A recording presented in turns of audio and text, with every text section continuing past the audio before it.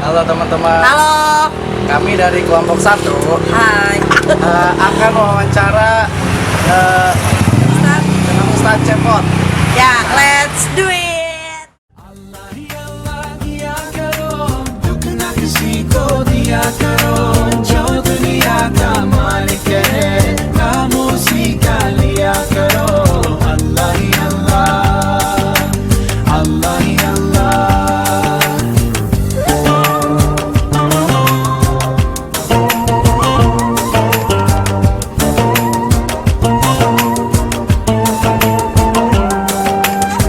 So many bright stars like diamonds in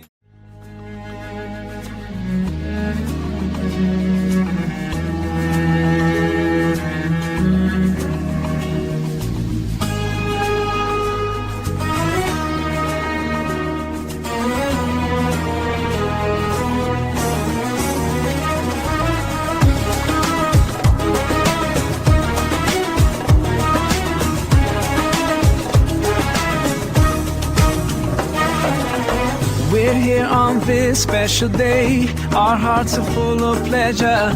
The day that brings the two of you.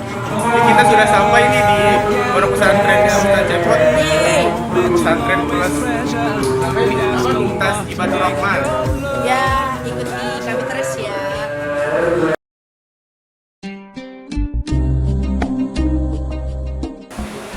Berdakwah itu dari anak muda, sudah berdakwah, sudah bernikah, saya berdakwah, sampai sekarang saya berdakwah, dan saya pernah juara dakwah se-Bandung, bahkan se-Jawa Barat pada saat itu. Tangerang belum ada Banten. Tahun 2004 baru masuk ke TV secara formal nasional. Kendala antara tantangan pasti ada. Dan itu sebagai pendewasaan bagi seorang dai. Semakin kita banyak tantangan, semakin kita berpikir sebagai tantangan, semakin kita mengevaluasi diri yang pada akhirnya menjadi satu pelajaran yang penting. Sebelum berjuang harus siap dengan tantangan. Kalau enggak ada tantangan, namanya tidak berjuang. Sampai sekarang tetap masih ada tantangan. Itu sebagai evaluasi diri dan sebagai pendewasaan dalam berdakwah, baik materi dakwah maupun metodologi dakwah. You'll find your way. Saya berdakwah itu secara alami karena saya bukan orang yang belajar di universitas atau di institut yang berhubungan dengan dakwah seperti Syamsuddin atau dakwah. Tapi saya dulu pernah kuliah di Fakultas Tarbiyah Pendidikan. Tapi ada demikian saya memahami, memaklumi karena dakwah itu harus mempunyai ilmu namanya satu ilmu agama yang kedua ilmu sosiologi dakwah. Dari sosiologi dakwah itu akan lahir nanti metode dakwah. Sosiologi dakwah dengan siapa kita berhadapan dakwah, materinya harus ke apa. Kalau kita dengan petani, kita harus bisa menyampaikan ilmu itu yang berkenaan dengan petani. Dan akhirnya metode apa yang kita gunakan.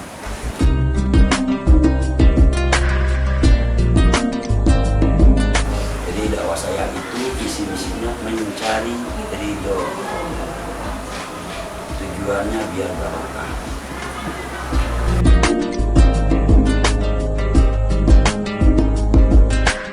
Semua dari berbagai kalangan, objek dakwah saya dari berbagai kalangan. Dari kalangan anak-anak sampai kalangan orang tua, dari kalangan orang awam sampai kalangan orang intelektual. Bahkan kadang-kadang saya dipanggil yang jamaahnya oplosan antara muslim dan non-muslim. Saya dakwahkan mereka. Kalau saya dakwah di pabrik, kalau saya dakwah di perusahaan, kadang-kadang di manajemennya banyak orang-orang yang non-Islam. Saya berdakwah kepada mereka.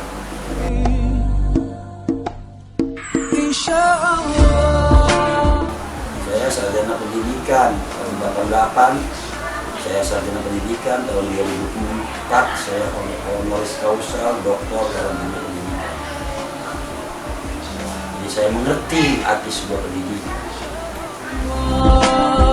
We'll find our way, inshallah. Saya muassis pendiri pesantren. Tahun 2001 saya dirikan, saya kasih nama Mumtaz Ibadur Rahman. Tapi yayasannya anak saya Faiz. Dia dai MNC TV 2004, dia pemain sinetron juga. Saya arahkan, masih kapan etik. Dia mau kemana arahnya terserah, yang penting positif.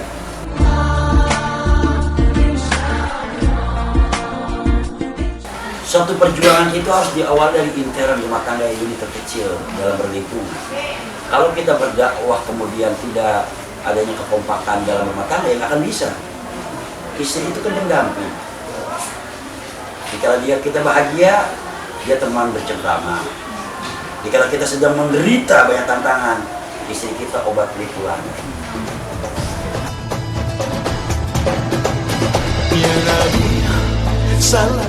Mahasiswa adalah penerus perjuangan orang tua, penerus perjuangan ulama, penerus perjuangan para cendekiawan, Indonesia, alam bangsa Indonesia yang merdeka. Dunia kampus adalah dunia intelektual. Kegagalan para mahasiswa di sekarang itu bukan dalam konsep kognitif keilmuan. Mahasiswa sekarang faktor kognitif keilmuannya semakin tinggi karena tertopang oleh alat, oleh metode, oleh sistem. Semakin majunya teknologi dan semakin majunya sistem dalam pendidikan, tapi kegagalannya faktor psikomotor moral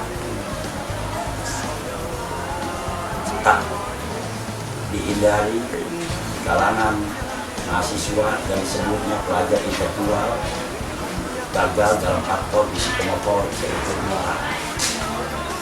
Ingat, orang yang berilmu adalah orang yang terlihat moral.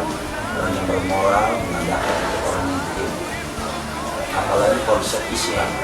Islam itu agama yang mengajarkan kepada kita etika dan estetika, akhlak dan penampilan. Kalau bahasa Arabnya disebut al-zahir dan dulu al-batin, al-batin dan dulu al-zahir, etika dan estetika. Makanya sebagai mahasiswa belajar yang rajin, maksiat jauhin, ibadah rajinin, doa tekunin, pacaran belakangin, sarjana cepetin, baru kawin kalau ada yang mauin.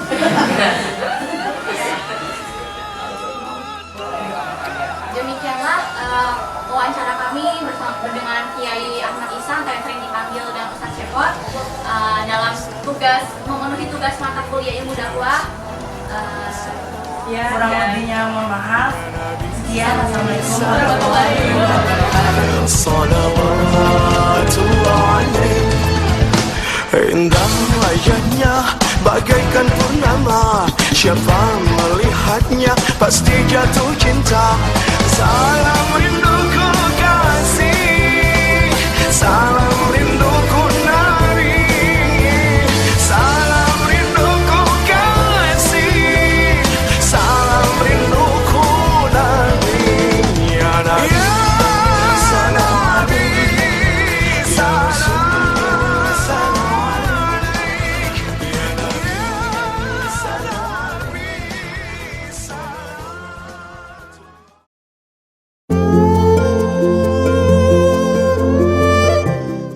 Assalamualaikum. Hari ini kita mau wawancara bersama guru yang berlokasi di Gramedia Depok. Nanti kita terus ya.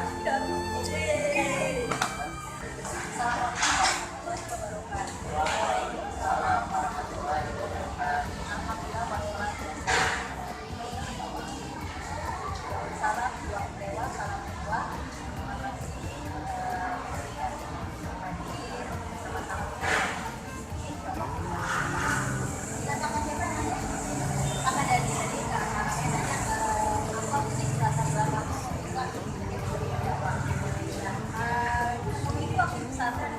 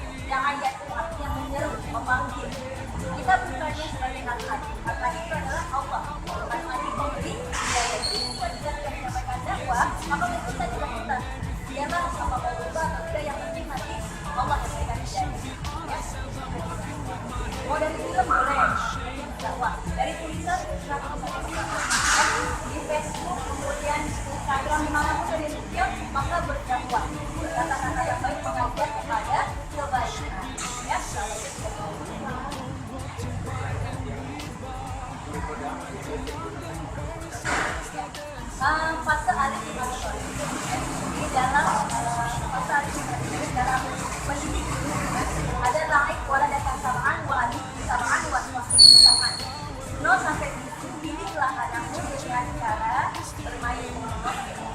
7 sampai 14 dengan cara disiplin. 14 sampai 21 dengan cara bersahabat dengan anak. Jadi kalau ada pada metodenya ketika untuk anak-anak juga praktek dengan cara bermain. Salah satunya dengan berikan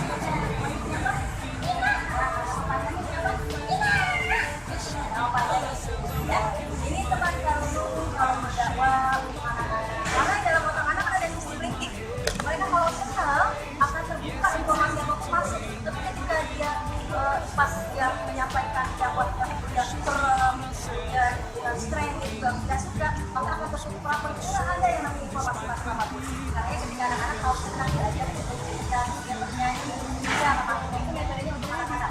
Untuk anak muda, yang apa tadi? Usia berapa tadi? Usia 14 sampai 21 dengan metode gimana? Bersahabat. Maka anak-anak muda ini bahasanya bahasa anak muda zaman sekarang, gitu kan? Lagi galau ya, gitu kan? Baper ya, gitu kan? Itu bahasa anak muda sekarang. Mungkin ketika dicontohkan, itu anak muda akan merasa oh iya ini wah, ini kok bukannya penceramah aja, tapi dia juga udah kayak teman saya, kayak sahabat masuk terus, gitu kan? Tapi dia ngerti memahami. Kemudian untuk usia itu baru fasenya adalah metodenya dengan menggunakan metode ceramah. Karena untuk anak-anak mulai efek nasihat. Anak-anak remaja khususnya mereka nggak suka dinasihati di dalam komunikasinya. Kita sudah mulai dinasihati. Jadi ketika ibu-ibu baru pakai metodenya berceramah tentang keluarga, tentang fikih, tentang kawin dan untuk ya yang paling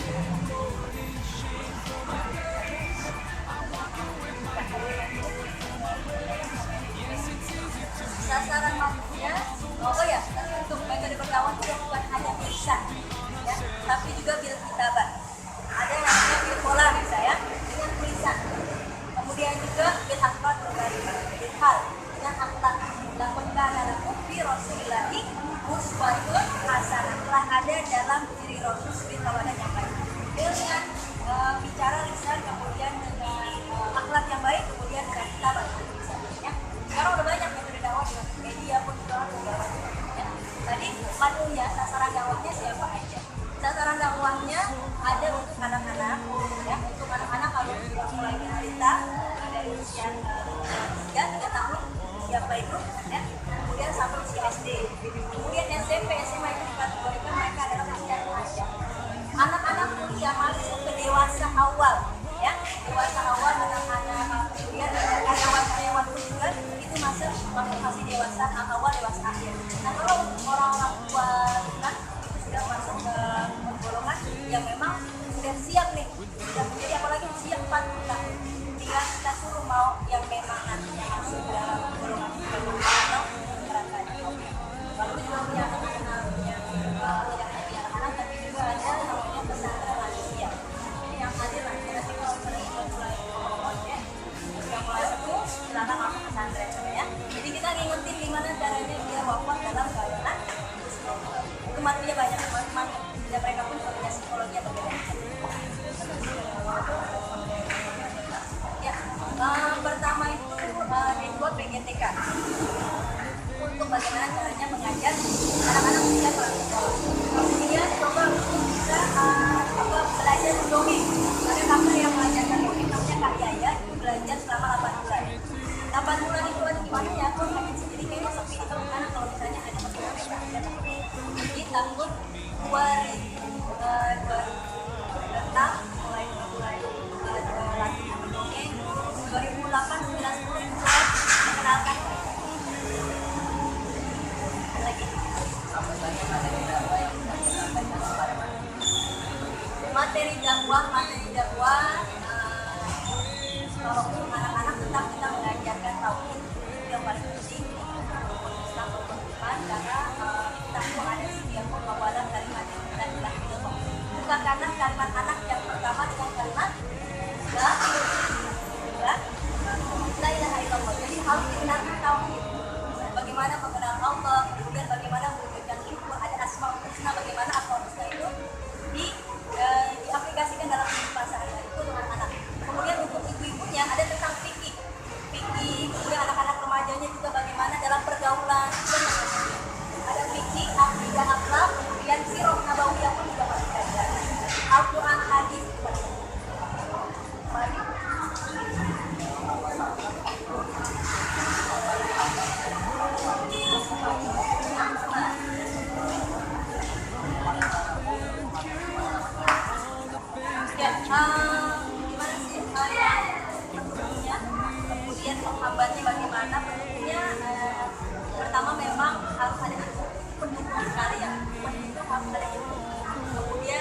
niatnya dinamakan wajib ya, sesuatu tergantung pada niat ya.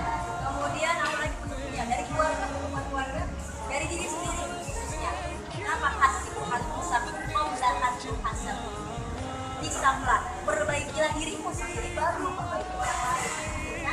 Jadi ada faktor hidup baik dari diri sendiri, kemudian dari keluarga. Ya, apalagi sekarang dakwah sudah banyak ya, kalau tidak itu ada media sosial, kita bisa bikin video kemudian kita upload gitu kan. Bagaimana tujuannya dia? Terus untuk penghambatnya kalau dari dalam diri sendiri, manusia itu punya rasa malas, punya rasa jenuh, punya rasa yang memang aduh kayaknya nih udah nggak enak deh dengan dakwah segala macam. Karena kenapa? Karena niatnya yang harus diluruskan. Ada pendakwah yang memang tujuannya, wah dakwah ini ya berapa? Wah gue maunya udah 10 juta lah. Ya. Ada faktor ekonomi. Nah makanya khususnya sebagai pendakwah, wama umiru illa liya'budullaha mukhlisina lahu. Allah tidak menyuruh untuk menyembah kepada Allah, tapi untuk kecuali dengan memurnikan ketaatan. Dakwah juga kan intinya beribadah. Nah, kita ingin dapat pahala yang berkah, maka ikhlas yang dibaca untuk mengatur hati yang bisa. Ya. Kemudian apa lagi? Problematika dakwah di masa modern. Problematika dakwah di masa modern. Ada tempatnya sejak tema ini menjadi sekarang perangnya maaf ya, sekarang perangnya bukan perang seperti zaman Rasulullah ketika dia nggak mau diajak dakwah, perang dengan fisik. Perang aja kita perang Uhud, perang Badar, kan? Perang sipil. Perang zaman Rasulullah ketika nggak mau diajak dakwah, nggak mau dilakukan Allah, nggak mau ikut materi ajaran agama Islam, maka diperang. Kan? Tapi sekarang perangnya bukan seperti itu. Nah tantangannya ini nih, perang kita adalah ghazwul fikri, perang pemikiran. Maaf kalau itu bilang yang berdakwah banyak, bisa ada cuma miliknya itu. Bahan apa? Wataklah hakod hamdah amal. Maka bahan kita diberi dua jiwa, ada jiwa yang kanan, ada yang kiri, yang baik, yang sudah dipilih mau yang mana. Ini semuanya udah banyak. Tayangan televisi mau yang mana pilihnya? Apa yang bagus, apa yang ceramah dari bagaimana? Ini paket yang susah sekali kita tidak apa ya berdakwah di zaman modern ini. Pertama food, makanan. Kedua fun, hiburan. Ketiga fashion. Keempat film. Makanan juga kalau makanan sekarang kita lihat makanannya ala junk food. Bangga bahwa makanan ala barat. Food, fun, hiburan. Kita acara-acara yang lebih diutamakan adalah acara hiburan dibanding acara dakwah. Fun, ya.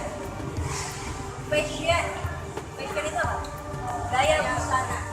Nah, gaya busananya. Padahal dakwah di mana-mana hanya lihat busananya. Aku ini muslimah muslimah. Kan? Tempat dia kepala tinggi. Kan? Pasti tanya muslim ya. Busana dakwah itu orang banyak dakwah tidak mengaplikasikan itu. Kemudian terakhir pun fashion terakhir. Film kita juga banyak film yang memang mengarah kepada cinta dunia.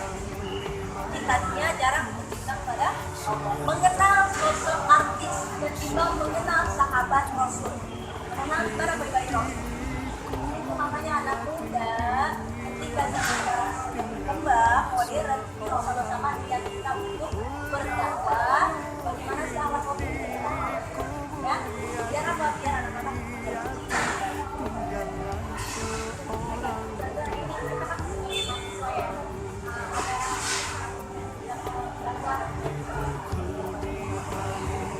pesan ya, untuk pertama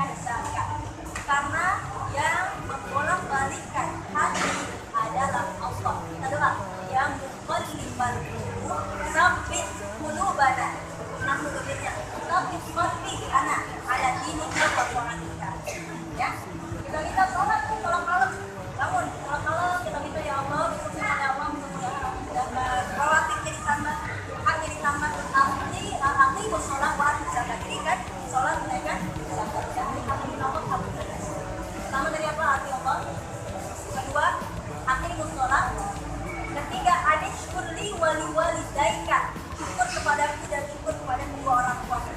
Pendakwah nggak akan sukses kalau hanya bersyukur kepada Allah tapi kepada orang tuanya harus dibarengi seimbang. Yang keempat wajah hadis amwalikin wa'al jihad harta jihad jiwa. Pendakwah harus ada bentengnya. Misalnya, jadi pendakwah banyak orang untuk ilmu, banyak orang untuk kebaikan. Kalau bisa keren kita bermanfaat untuk masyarakat baik nas aksa mengumpulkan wa'anfa'u kita sebaik siap berbuat baik, akhlak baik. Kan kita buat ke pesantrennya kita buat ke kami anak yatim jadi ada benteng. Ya harus diamuan tapi harus harta keluar bisa diamuan itu wa'al dan jiwa juga.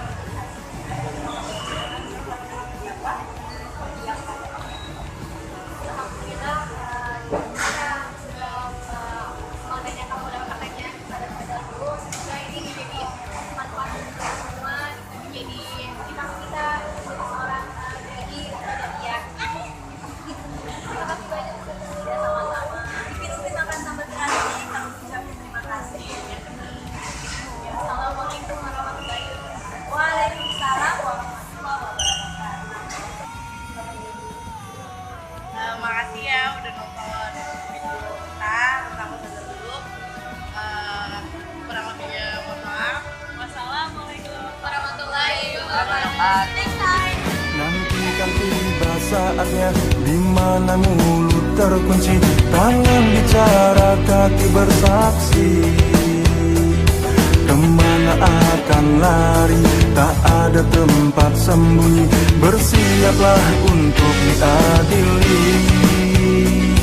Di dunia pandai berdusta, memutarbalikan fakta.